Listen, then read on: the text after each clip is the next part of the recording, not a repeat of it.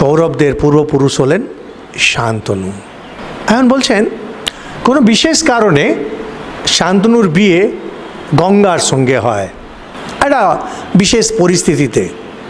এখন এগুলো কি আমরা ঠিক জানি না। আমরা যদি ওর মধ্যে কি ঘটনা ঘটেছিল, আসল জিনিস কি ঘটেছিল, কোন জায়গাটা আসলকে পাল্টে কাহিনীতে পাল্টে দিয়েছে, মিথোলজিতে পাল্টে দিয়েছে, আমরা জানি না।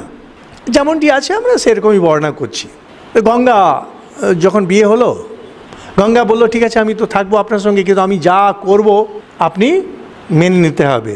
গঙ্গার সন্তান হলো, প্রথম সন্তান, তাকে নিয়ে গিয়ে উনি গঙ্গায় বিসর্জিত করে দিলেন, বাচ্চাটা মরে গেল। কথা দিয়েছে অবজেক্ট করতে পারবে না, কিছু বলল না। 2 নম্বর তাই, 3 নম্বর তাই, 4 নম্বর তাই, 5, 6, 7 সব এভাবে গঙ্গায় তাকে ডুবিয়ে ফেলেছে। অষ্টম সন্তান তখন আর শান্তনু পারলেন না, বলছেন কি করছো এটা। বললো যে আমি বলেছিলাম আপনি কখনো আপত্তি করবেন না, আমি চললাম, এবার ছেলেটাকে রাখুন, আমি চললাম। তখন উনি ব্যাকগ্রাউন্ড বলছেন, বেদে অনেক সব দেবতার কথা আছে, তার মধ্যে অষ্টবসু, 8 জন বসু। বসু হচ্ছেন তারা ধন সম্পদ, তারা ওটাকে রাখেন দেবতাদের সময়, পরে যক্ষ কুবের আদি আরও পরে এসেছে। বসু হলেন যারা ঠিক সৌভাগ্য, টাকা পয়সা আর এগুলোর। তো একবার এই 8 জন বসু একসঙ্গেই চলে, তারা বশিষ্ঠ মুনির আশ্রমে দেখে নন্দিনী গায়। পরে আবার বশিষ্ঠ মুনির বিশ্বামিত্রের সঙ্গে ঝামেলা লাগে নন্দিনী গায়কে নিয়ে, ওরা গরুটাকে চুরি করে নিয়েছে। তো বশিষ্ঠ মুনি যেমনি বুঝলেন যে আরে এটা তো বসুরা করেছে, অভিশাপ দিলেন যে তুমি এই দেবতা হয়ে মানুষের মতো আচরণ করেছো, যাও মানুষ জন্ম নাও।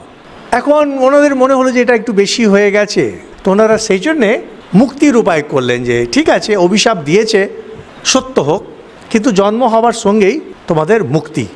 7 জন বসুর মুক্তি হয়ে গেল, কিন্তু এই অষ্টমটাকে আটকে দিল বলে ফেসে গেছে। এগুলো হয়, আমরা অনেক সময় কারোর ভালো করার জন্য কিছু করি। মহাভারতের এটা বিউটি, মহাভারত পিকচারটাকে এত বড় করে দেখে যে আমরা বুঝতে পারি না যে জিনিসটা আসলে কোনটা ঠিক কোনটা ভুল, বোঝা যায় না। আর এরকম ঘটনা পড়েছিলাম খুব সুন্দর। ইয়াং মেয়ে, তার বাড়িতে বড় বাগান ছিল, তো সেখানে একদিন দেখে শুঁয়োপোকা থেকে প্রজাপতি বেরোচ্ছে। তো প্রজাপতি এরকম চেষ্টা করছে বেরিয়ে আসার, বেরোতে পারছে না। তখন গিয়ে একটা কাঠি নিয়ে ভেঙে দিয়েছে প্রজাপতির যে, তো সঙ্গে সঙ্গে প্রজাপতি বেরিয়ে এলো, কিন্তু ওর একটা ডানা নষ্ট, সে আর উঠতে পারছে না। আর উঠতে পারছে না দেখে পাখি অ্যাটাক করে তাকে খেয়ে নিয়েছে।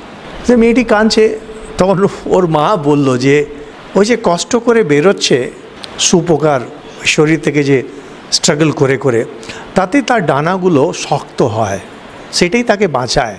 ওকে সহজ করতে গিয়ে জীবনটা শেষ করে দিল। এখন এই যে শান্তনু আটকালেন, বাচ্চাকে কেন মেরে ফেলছো, মহাভারত কি বলেন এই ব্যাপারে? কিছুই না। এক জায়গায় আমরা দেখি একরকম, আরেক জায়গায় আরেক রকম। এক জায়গায় আটকে দিলে ভালো হচ্ছে, এক জায়গায় না আটকালে ভালো হচ্ছে।